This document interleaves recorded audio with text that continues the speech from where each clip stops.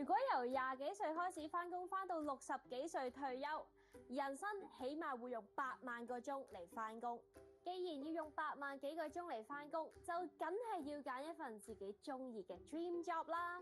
我哋每集都會邀請唔同嘅青少年同埋專業嘉賓上嚟，幫佢哋深入了解下點樣向住未來嘅 dream job 發展。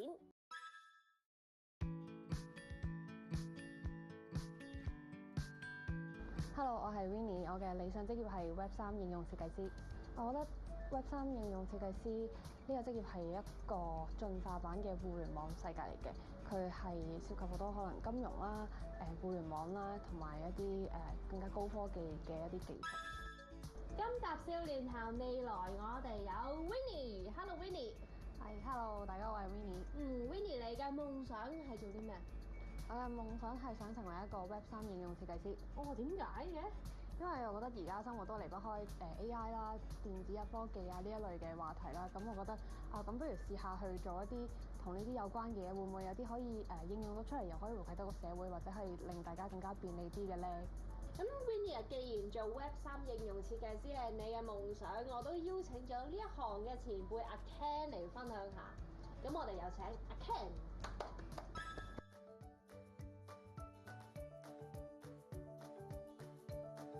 大家好，我叫葉文翰，係一個 Web3 應用設計師。其實我會形容係一個策略型嘅角色咯。咁顧名思義啦，就係點樣可以將 Web3 喺應用喺唔同嘅場景。我哋有請阿 Ken。Hello Ken。Hello。阿 Ken 你係點樣入呢一行嘅咧？其實我自己本身係做廣告嘅，我唔知而家年輕人有冇聽過 4A 廣告公司啦。係。咁我都做咗幾間上市公司嘅 marketing director。咁大概5、6年前啦，咁機緣巧合啦，咁我哋集團嘅 CEO 啦就嬲我，喂 Ken， 不如整一個新嘅 division， 一個新嘅部門，睇下啲咩新嘅投資機會啦。咁大概5、6年前咧，就咩興起咧？就係嗰啲咩元宇宙啊、NFT 啊、Web3 啊，咁所以我就放咗好多時間落去啦。咁但係慢慢我了解之後咧，就覺得Web3 呢樣嘢咧，其實唔係淨係投資投機性嘅，其實都可以好有用嘅，即係可以改變未來 Internet 互聯網嘅生態嘅。咁所以慢慢開始轉移咧，就覺得唔係喎，其實可以落地啲啦，將佢應用喺生意或者好多唔同嘅團體，包括可能係一啲慈善機構啊，或者政府嘅部門啊，都得嘅，改變呢個咁樣嘅企業嘅生態咯。咁我都想問一問 Winnie， 你覺得做 Web 3.0應用設計師呢個職業理想上係點嘅咧？我自己覺得理想上咧係要好似識好多 programming 嘅嘢啦，或者 coding 嘅嘢啦。咁呢啲就係即係比較普遍。我理想中會係一個咁樣嘅特質啦。咁另外就係可能要對 IT 啊，或者係一個科技，或者係佢本身喺互聯網 IoT 上面都有好深入嘅了解或者係研究嘅。係。咁我都想問一問阿 Ken， 究竟現實中做一個 Web 3.0應用設計師係需要啲咩技術嘅咧？係咪真係要寫 app 好叻先得嘅咧？嗱，呢個就好多人對 Web3 嘅誤解啦。一聽到呢個名就覺得哇，我係咪需要好勁要寫 program 啊等等咧？係嘅，Web3 固然之有好多技術嘅層面啦。咁但係就算你係做一個 programmer，其實同你做普通 IT 一樣嘅人，都可能會識得咩 Python 啊、Java 啊、C++ 啊嗰啲嘢嘅啫。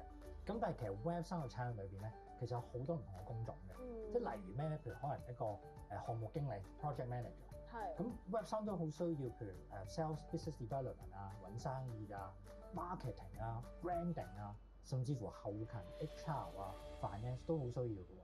所以唔係大眾咁樣誤解就哇 Web3 哇好遠喎，係啦，我要 technology 好勁嘅，好似 Steve Jobs 咁嘅，其實完全唔係咯。只不過你要需要個人敏鋭度啦，同埋要知道 Web3 有啲咩特質，可以將佢應用喺唔同嘅方面。咁 Web3 係有啲乜嘢特質嘅咧？最簡單咧，例如就係去中心化啦。而家啲人成日都講 smart contract， 即係呢個智慧嘅合約啦，係啦，同埋可能再誇張少少嘅，可以做到一啲譬如認證你嘅身份啦，同埋可以權限點樣分配啦，甚至乎可能喺嗰樣嘢嘅稀有性係幾多啦，等等都可以做到嘅。咁又包含啲咩工種？又或者係我要讀啲乜嘢，或者我要識啲乜嘢先可以話我識 Web 3.0？其實睇書好緊要咯，係因為如果你喺大學學嗰啲咧，其實比較傳統科嚟㗎嘛。咁樣講 Web 3同新經濟咧，好多時唔係喺學校或者會學到嘅。可能因為啲新經濟嘛，可能你喺一啲社交媒體啊，甚至乎一啲喺書局嗱，我頭先都見到你嚟之前你都睇好多書啦。反而呢啲新嘅書籍可能會學到好多知識咯。但係最緊要就係咩咧？就係頭先我咪提過，你要知道 Web 3佢有啲咩功能，而你可以活用呢啲功能，可以 apply 到應用到唔同嘅產業、商業嘅情景嘅模式，咁就其實好相對容易入到行㗎啦。咁如果我係一個白紙一張咧，我要點樣去開始接觸 Web 3呢樣嘢咧？嗱，其實我諗啲人成日都話香港發展科技好似冇外國咁勁啦。其實我覺得完全唔係嘅，特別喺 Web 3方面啦，其實全世界都唔識。係。咁但係個個都升到 Web 3啊嘛。咁點樣開始咧？嗱，譬如如果年青人都係我嘅自然都入大公司嘅，其實大公司都有好多部門，例如佢哋叫咩咧？可能叫咩 digital innovation 或者 digital transformation， 即係數碼轉移啊呢啲咁嘅部門，甚至乎傳統嘅可能 marketing branding 嘅部門，你都可以入去。點解好多大公司而家，譬如特別一啲老牌嘅機構咧，佢哋都開始想做啲數碼轉型啊。咁所以佢哋咧會投放好多資源落去 Web 3嗰度。咁如果你入到呢啲公司，入到呢啲團隊嘅，咁你已經可以順理成章接觸到職場學到 Web 3嘅嘢。咁如果你話哎呀大公司好難入喎，咁另外一個我覺得最直接就係咩咧？其實香港而家咧做好多一啲 startup 初創公司㗎嘛，咁你咪揀啲初創公司就係做 Web 3嘅，你入到去就可以即刻學 Web 3，係啦。咁譬如假設我成為咗一個 Web 3嘅應用設計師啊，我嘅一日係點嘅咧？係咪日日都要對住部電腦埋頭苦幹嘅咧？反而我又覺得唔係喎。我諗你做一個 Web 3嘅設計師，其實好多人我又強調翻，其實 Web 3唔一定係 tech 㗎，其實你係一個策略型嘅人咯。因為我話而家好多人唔知點樣應用嘅，其實你每日工作就係可能其中一環啦，就做一啲所謂叫 feasibility study，即係一啲可行性。即係例如我技術上，我一個 business model 上，或者喺我現有而家喺個 business process 裏邊係咪做得到咧？同埋我真係做 Web 3嘅話，係咪好過冇做 Web 3之前咧？咁可能呢一 part 有好多啦。咁甚至乎可能設計方面，喂，我用一啲乜嘢嘅 smart contract，我用邊條 blockchain 嘅鏈，我要 design 一個乜嘢嘅社群 community 啊，乜嘢 business 好多呢啲咁嘅嘢，每日都要做嘅喎，係啦。咁我哋啱啱咧就討論咗做 Web 3應用設計師嘅理想啦同現實，我都上網揾咗一啲做 Web 3應用設計師要有嘅特質啦，都可以討論一下嘅。咁阿 Ken 咧有權去反對或者支持呢一啲嘅特質嘅。好，咁第一個咧就係要識吹水喎。咁點樣要識吹水咧？我諗吹水應用喺 Web 3應用師身上嘅特質就係咩咧？你一定要有個能力去說服人，係啦。即係因為點解咧？好多人一聽到 Web 3呢樣嘢，就覺得哇係咪呃人㗎？咩嚟㗎？咁你要有個能力去話得俾人聽 ，Web 3其實係一個有用嘅嘢嚟嘅，係啦。點解有呢樣嘢係幫到，同埋乜嘢場景用咧係非常之適合嘅。咁所以呢個特質吹水，我覺得好緊要。咁你叻唔叻吹水啊？可以㗎，都係，我都有 pitch 過唔同嘅因為有 project 嘅關係，所以都 pitch 過唔同嘅 stakeholder 咁樣。好，咁第二個咧就係要有改變嘅思維喎。咩為之改變嘅思維咧？嗱，咁首先你要改變好多人嘅諗法啦。咁首先第一個改變就要自己啦，係咪先？咁同埋點解我講改變咁緊要就係我諗大部分人在座咁多位啦，其實我諗如果話無啦啦叫你做開嘅嘢改變，其實你都唔習慣㗎嘛。特別喺一啲企業度啊，嗱，你要識吹水啦，又要改變能力啦，同埋要改變人哋咯。咁你有冇改變思維？叻唔叻改變人哋或者改變自己？改變自己都 OK，因為初初接觸Web3呢樣嘢嘅時候咧，我都係即係同一般人一樣啊，咩嚟㗎，都會有啲抗拒呢一個行業啦，或者呢一樣嘢啦，因為覺得好新或者會唔會即係太過前衞啊咁樣咁，所以但係我覺得都係始終要去接受一樣嘢，始終要去 move forward 嘅時候就要去了解咗，咁你先可以應用到同埋去做一啲創新嘅嘢。咁第三個要有嘅特質咧，就係要夠貼地喎。點解要咁地嘅？嗱，因為我講吹水啦，咁係你唔可以全靠吹水噶嘛。係咁你話要想改變人啦，係咁其實最尾一樣嘢就係你話咗俾人聽你做嚟㗎。咁所以你要有個貼地嘅能力，即係你要話咗俾人聽，我唔係齋吹水喎。嗱，呢啲就係個 parameters，我會達到啲咩目標？3個月後或者1年後，如果用咗呢樣嘢咧，我可以幫你點樣。我即係將所有嘢都數字，冇錯有個 KPI。冇錯，冇錯。咁你咧，你貼唔貼地㗎？貼地㗎都。咩嘅？咁 OK 喎，係嘛？咁下一個要有嘅特質咧，就係要係學習永動機喎。你哋嘅學習係咪永無止境嘅咧？都係㗎。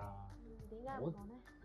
其實我自己好多年5-6年前開始啦，我有個習慣就係每個禮拜睇一本書咯。係。即係52個禮拜就睇52本書。係。咁就係逼自己不停係啦，新經濟啊嘛，係。其實冇人做緊㗎嘛，咁你就要自學㗎啦。係啦，如果唔係你點可以識吹水啦，同埋要有改變人嘅能力咧？係啦。咁你咧，你嘅自學能力高唔高咧？個個尤其係 Web3 呢度一開始，好似頭先講嘅咁，一開始可能周圍嘅人或者係啱啱香港都未係好了解呢件事，都係啱啱新興起呢個話題或者熱潮嘅時候，都要自己做好多嘅 research 啦，或者係去睇唔同嘅片段，或者係去學習下究竟呢個係咩一回事咧？Web1、Web2 又係點樣嘅咧？咁睇嚟都真係幾有潛質喎！咁跟住落嚟咧，我就知道阿 Ken 就準備咗個試工大挑戰俾 Winnie 喎。Winnie 準備好未？準備好。咁我哋就嚟試工大挑戰啦！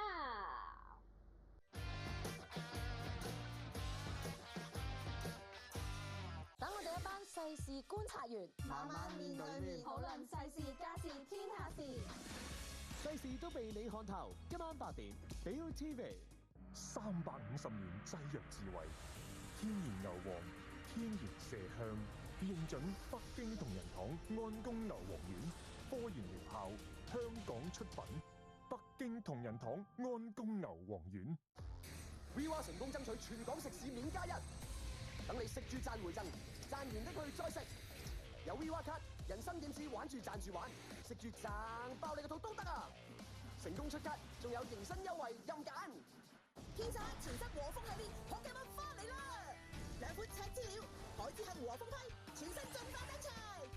赤紅茄肉岩漿增量進化，芝士批片口感進化。2款和風批進化登陸披薩，開入嗌套餐仲送你特典金包。5款Pokemon精品都喺披薩等緊你嚟換領啦！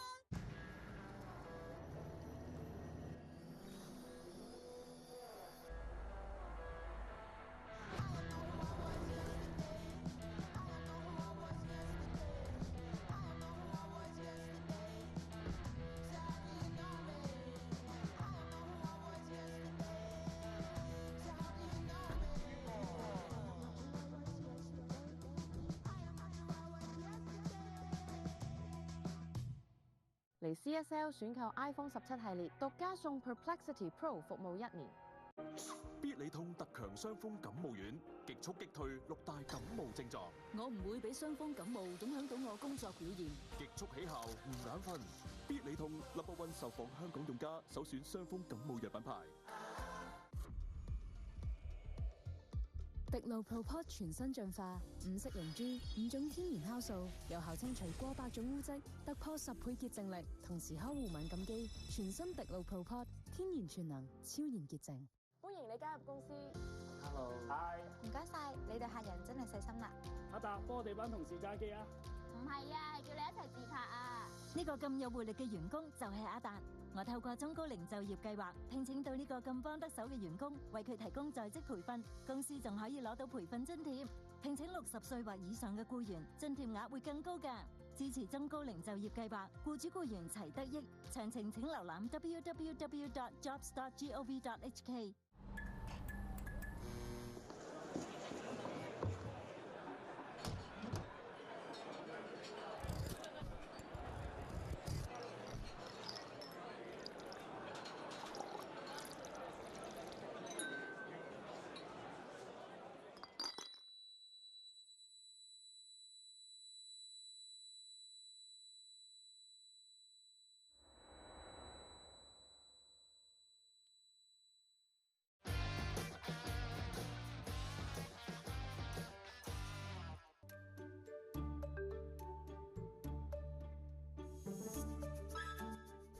我哋就嚟到試工大挑戰呢個環節，阿 Ken 咧就準備咗一個考驗俾 Winnie 喎。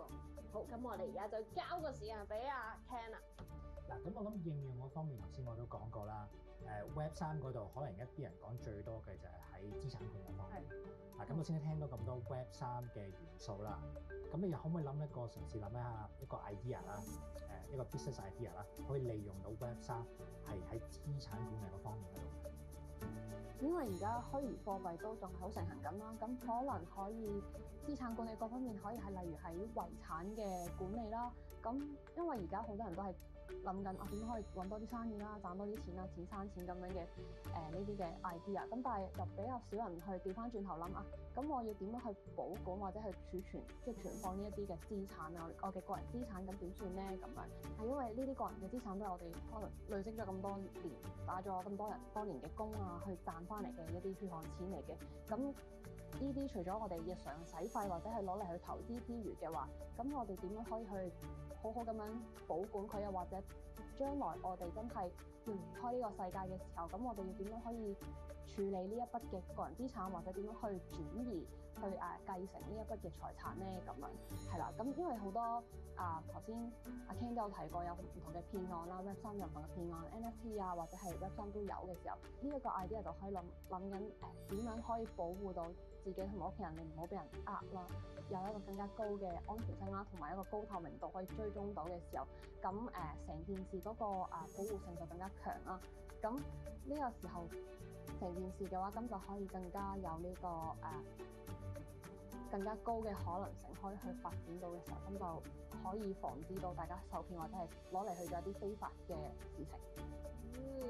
咁阿 Ken 點睇啱啱 Winnie 嘅表現啊？我覺得佢轉數非常之快啊！即刻諗到一個咁嘅應用嘅場景，我覺得係非常之好嘅。咁我諗係一個商業嘅角度啦，最緊要就係解決個痛點。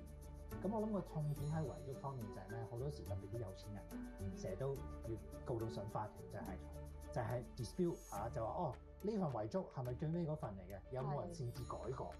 咁但係頭先我講 Web 3正有一啲特質咧，就可以幫到呢個去中心化嘅模式啦。冇錯。咁呢個就可以正解決到而家啲人話遺囑，喂係咪真㗎？係咪假㗎？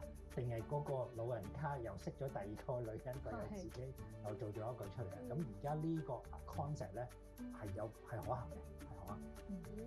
咁所以 Winnie 喺今次試工大挑戰嘅表現咧係非常之好，非常之好喎，幾好喎！咁我哋咧完成咗個咁成功嘅試工大挑戰啦，都不如去討論一下做 Web 3應用設計師呢個行業嘅迷思同埋秘辛啦。我都準備咗好多嘢想請教一下聽嘅。咁我想問，如果全世界停電，咁加密貨幣嗰啲點算咧？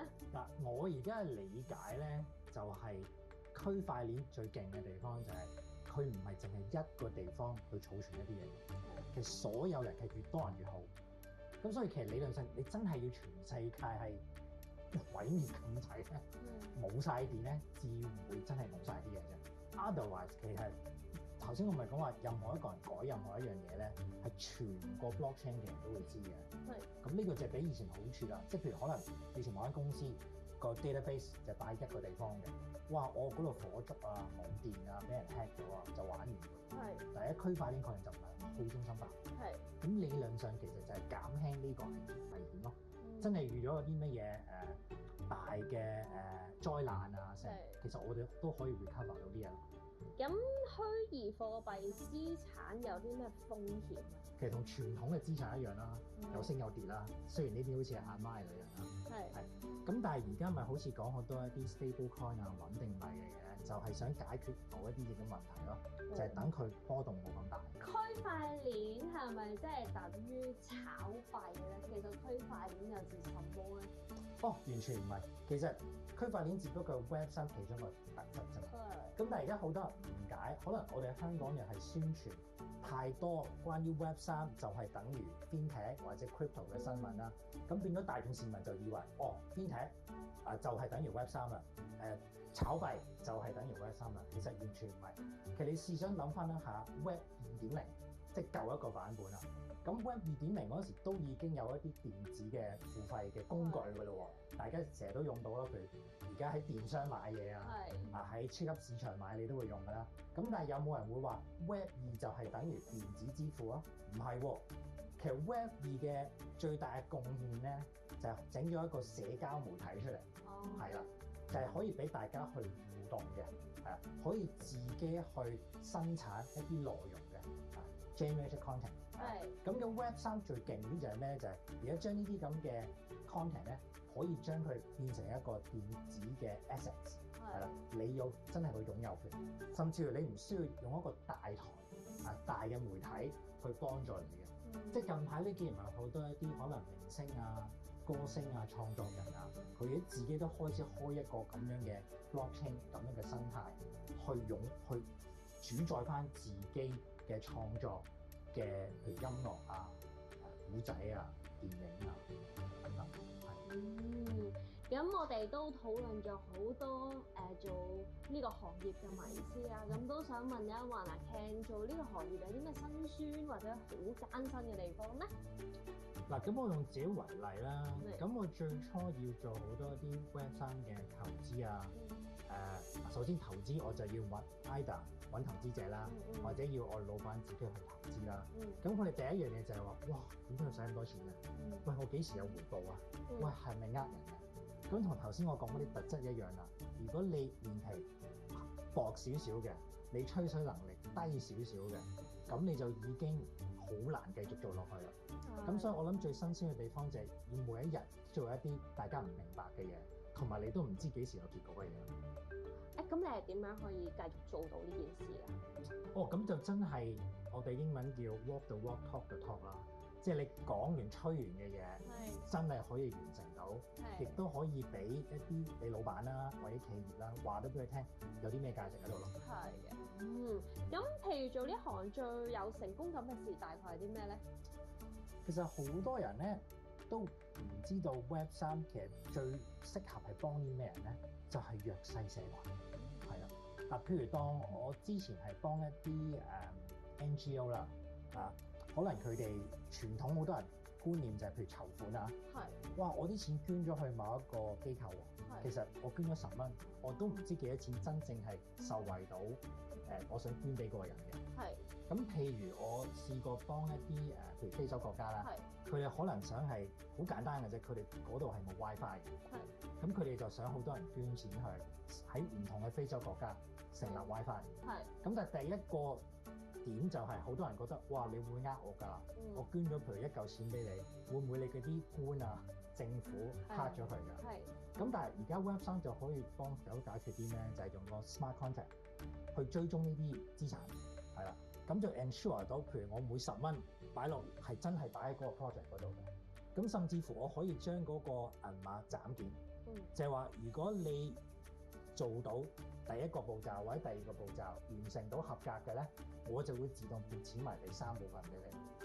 呢啲都可以做到嘅，咁原來真係個好嶄新嘅觀念啊！咁 Winnie 啱啱聽完阿 Ken 分享咗咁多，你有啲咩諗法咧？我覺得阿 Ken 頭先講嘢都好有道理嘅，都好有 sense 嘅。咁我覺得頭先嗰個 idea 咁，我都會繼續行落去啦。聽完佢嘅意見之後，咁同埋我都發現原來 Web 3都冇我想象中咁有一個固有嘅思維啦，都係有一啲可以好貼地啲嘅一個工種嚟嘅。咁可能我都會可以嘗試大膽啲去創新一啲唔同嘅諗法，去繼續行呢一行。希望你可以做到你嘅夢想啦。咁我哋今集非常之感謝阿 Ken 同埋 Winnie 上嚟分享咗咁多，我哋下集再見，拜拜。